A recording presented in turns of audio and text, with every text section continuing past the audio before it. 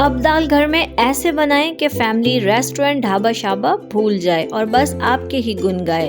दाल तो बहुत दफ़ा बनाई होगी आपने, बस एक बार मेरी इस आसान सी रेसिपी को ट्राई करें। चटपटे मसाले से बनी दाल और उस पर करारा तड़का, यकीन माने फैमिली सिर्फ खाएगी नहीं बल्कि उंगलियां चाट जाएगी। अस्सलामुअलैकुम friends, welcome to my channel cooking Naaz के साथ, और मैं हूं आपकी host and friend chef Naaz. Friends, आज हम बनाएंगे बिल्कुल परफेक्ट ढाबा स्टाइल दाल। तो दाल में मैं यहाँ पर मूंग और मसूर की दाल यूज़ कर रही हूँ। सबसे पहले मैंने यहाँ हाफ़ कप मसूर की दाल ली है और साथ ही हाफ़ कप मूंग की दाल ली है।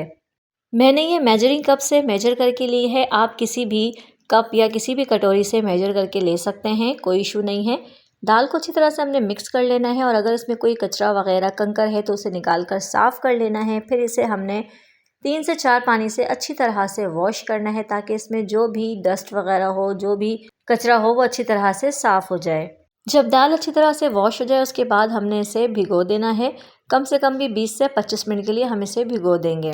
भिगोने से दाल जल्दी सॉफ्ट हो जाती है और बहुत खिली खिली सी जल्दी से बन जाती है। अगर आपके पास टाइम नहीं है तो आप डायरेक्टली भी इसे पका सकते हैं। अब मैंने यहाँ एक कढ़ाई ली है, इसमें शामिल करेंगे 1 से 2 चम्मच कुकिंग ऑयल।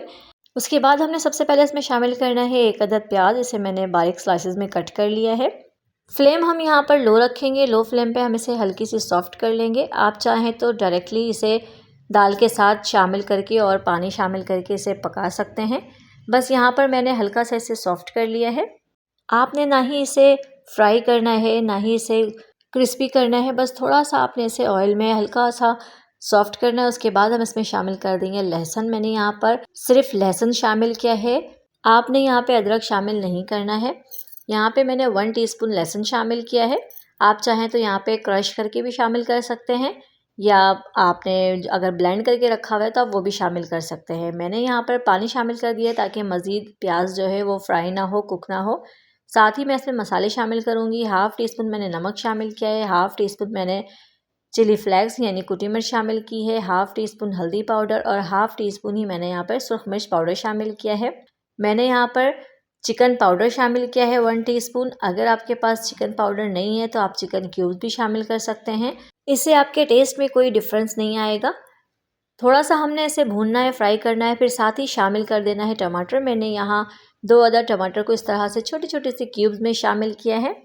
साथ हल्का सा इसे भी हम भून लेंगे। फ्रेंड्स, यकीन करें, घर के चंद मसालों से आप इतनी बेहतरीन दाल तैयार कर सकते हैं, बिल्कुल रेस्टोरेंट और ढाबा स्टाइल। यकीन करें, आपको ये खाकर मज़ा आ जाएगा। साथ ही मैंने यहाँ दाल शामिल कर दी है और 3 ग्लास पानी शामिल कर दिया है ताकि दाल जो है वो अच्छी तरह से सॉफ्ट हो जाए, गल जाए। इसे हमने हाई फ्लेम पे अच्छी तरह से पका लेना है मिक्स करते हुए।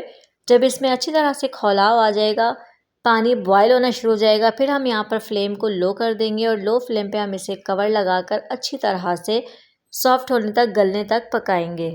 फ्रेंड्स, बहुत ही कम टाइम में और बहुत ही आसानी से ये आपकी परफेक्ट मज़ेदार ढाबा स्टाइल दाल बनकर तैयार हो जाएगी और बहुत ही शानदार बनेगी। कम से कम 25 से 30 मिनट लगेंगे और ये दाल अच्छी तरह से गल जाएगी। तो मुझे यहाँ 25 मिनट लगे हैं। दाल अच्छी तरह से गल चुकी है। ये देखें, मैं आपको दिखाऊं, परफेक्टली दाल गल चुकी है। इसमें कोई भी चीज़ साबित बिल्कुल भी नहीं है, हर चीज़ गल चुकी है। अगर आपके पास टाइम कम है और आप दाल को ज़्यादा जल्दी बनाना चाहते हैं तो आप कुकर का भी यूज़ कर सकते हैं। कुकर में 15 से 20 मिनट में दाल अच्छी तरह से तैयार हो जाएगी। तो माशाल्लाह से फ्रेंड्स, देखा आपने, बहुत ही आसानी के साथ बिना मेहनत के कितनी अच्छी परफेक्ट दाल बनकर तैयार हो गई है।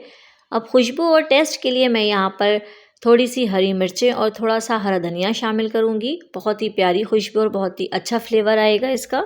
इसे हमने अच्छी तरह से मिक्स कर लेना है और 1 से 2 मिनट के लिए हम इसे कुक कर लेंगे ताकि इसकी खुशबू और फ्लेवर अच्छी तरह से दाल में आ जाए और ये हमारी दाल को 4 चांद लगा दें। इसके बाद हमने इसका तड़का तैयार करना है। इसके लिए सबसे पहले हमने यहाँ पर पैन लिया है, इसमें शामिल करेंगे 1/3 कप घी, या आप घी की जगह ऑयल भी यूज़ कर सकते हैं, आपकी चॉइस है। बट घी से दाल का जो टेस्ट है वो इन्हेंस होता है मज़ीद।